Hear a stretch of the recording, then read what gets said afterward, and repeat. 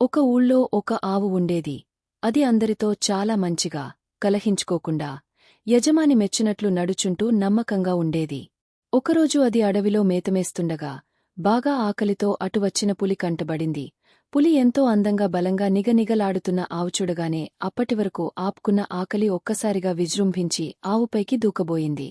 ఇది గమనించిన ఆవు ఆగు ఆగు పులిరాజ, నేను చెప్పే మాటలు కొంచెం ఆలకించు. నాకు ఇంటివద్ద చంటిదూడ ఉంది. అది ఇంకా లోకం గురించి పూర్తిగా తెలుసుకోలేదు. నేను ఈ పూట దాని ఆకలైనా తీర్చలేదు.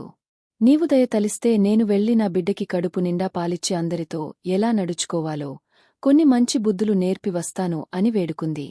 ఆవు మాటలకు పులి ఫక్కున నవ్వింది. ఓహో, ఎంత నమ్మకంగా పలుకుతున్నావు. చేతికి దొరికిన ఆహారాన్ని వదలడానికి నేనేమన్న పిచ్చిదాన్నా? చాలా ఆకలిమీదున్నాను. నీ మాయమాటలకి పడిపోయి నిన్ను వదిలేస్తాననుకున్నావా? అయ్యో పులిరాజ, నన్ను నమ్ము, నేనెప్పుడూ అసత్యమాడలేదు.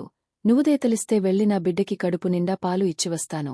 నిన్ను మోసగించి నేను బతకగలనా? అయినా అసత్యపు జీవితం నాకు ఏలా? ఆకలితో అలమటిస్తున్న నీకు ఆకలి తీర్చడం కన్నా పుణ్యకార్యముందా? నన్ను నమ్ము.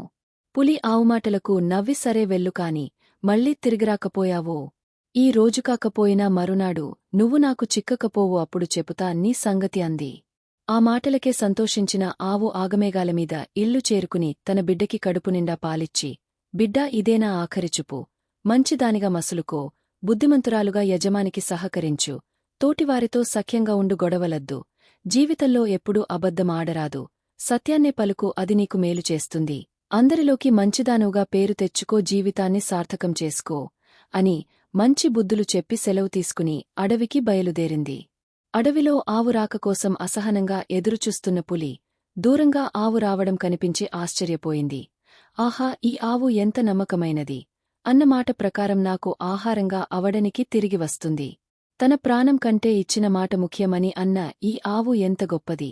ఇలాంటి సత్యవంతురాలిని చంపితే నాకు పాపం తప్పదు అనుకుంది. ఆవు దగ్గరికి రాగానే, ఓ మహోత్తమురాల, నువ్వు ఎంత సత్యవంతురాలివి! ఇచ్చిన మాట కోసం ప్రాణాలు లెక్కచేయక నాకు ఆహారమవడానికి వచ్చిన నిన్ను చంపితే నాకు మహాపాపం చుట్టుకుంటుంది. నిన్ను హేళన చేసినందుకు నన్ను మన్నించు. నా ఆకలి ఈ రోజు కాకపోతే రేపు ఏదో విధంగా తీర్చుకుంటాను. నువ్వు ఇంటికి పోయి నీ బిడ్డతో హాయిగా జీవించు అంద్యావు సంతోషంతో ఇంటికి చేరి తన బిడ్డతో కలకాలం హాయిగా జీవించింది. కథలోని నీతి: చెప్పిన మాటకు కట్టుబడి ఉంటే ప్రతిఫలం దక్కుతుంది.